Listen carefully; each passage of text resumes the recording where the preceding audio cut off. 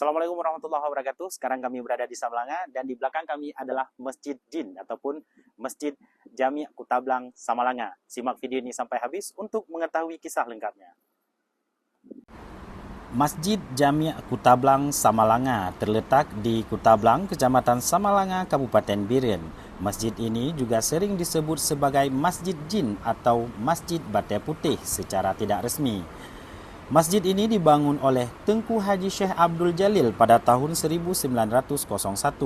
Masyarakat di kawasan tersebut dahulu sering menyebut tahun itu dengan sebutan Tunsa. Syekh Abdul Jalil membangun masjid ini setelah berkunjung ke perkampungan jin saat menuntut ilmu di Mekah. Pada saat tersebut, ia melihat masjid yang ikonik di lokasi yang ia kunjungi.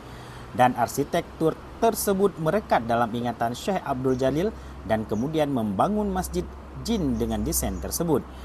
Hal ini disampaikan oleh Tengku Haji Hasanul Basri atau juga dikenal Abu Mudi dalam sebuah pengajian. Dalam sebuah kisah lain, Syekh Abdul Jalil menggelar pengajian, namun pada satu ketika jamaah pengajian merasa heran kenapa selalu ada 2 tirai di dalam masjid. Sementara jamaah yang mengaji hanya ada di satu bagian tirai. Suatu ketika jamaah pengajian bertanya, kenapa masjid dibelah 2 dengan tirai padahal jamaah hanya kami saja? Lalu Syekh Abdul Jalil menjawab bahwa ada jin muslim yang menghadiri pengajian. Hingga suatu ketika jamaah meminta kepada Abu agar meyakinkan jamaah jin agar bisa mereka lihat dengan mata telanjang. Syekh Abdul Jalil pun mengiyakan, namun dengan syarat jamaah tidak tertawa ketika melihat jamaah jin yang berbeda beberapa bentuk tubuh dengan mereka, karena hal itu akan menyakiti perasaan mereka. Sehingga malam itu tirai disingkap dan mereka melihat jamaah jin itu. Namun jamaah mengingkari janjinya, sehingga sejak itu jamaah jin tersebut tidak bisa lagi dilihat manusia di masjid tersebut.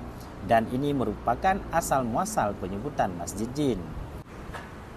Masjid Jin Samalanga tidak begitu luas dengan bangunan tidak begitu tinggi sehingga dapat disesuaikan dengan kebutuhan masyarakat dengan jumlah jamaah tidak terlalu banyak pada saat itu.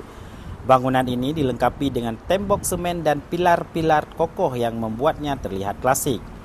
Sebuah meriam peninggalan Belanda ditempatkan di depan masjid sebagai bukti sejarah perjuangan masyarakat Samalanga dalam berperang melawan penjajah Belanda.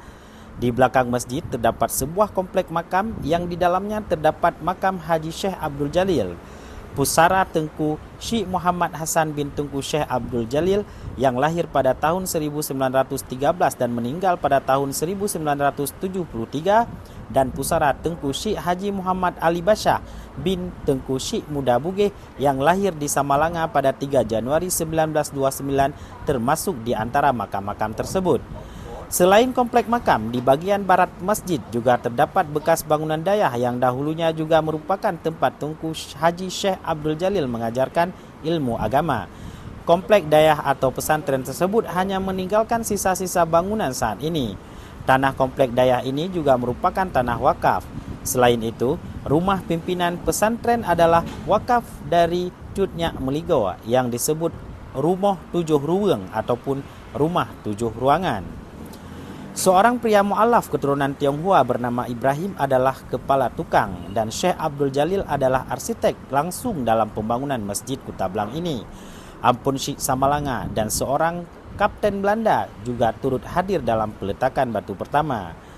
Tanah tempat masjid dibangun merupakan wakaf dari salah seorang Ampun Syekh Samalanga yang bernama Ampun Syekh Haji Muhammad Ali Basyah.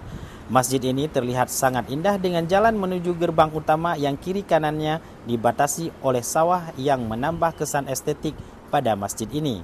Masjid ini juga sudah ditetapkan sebagai cagar budaya pemerintah Kabupaten Biren.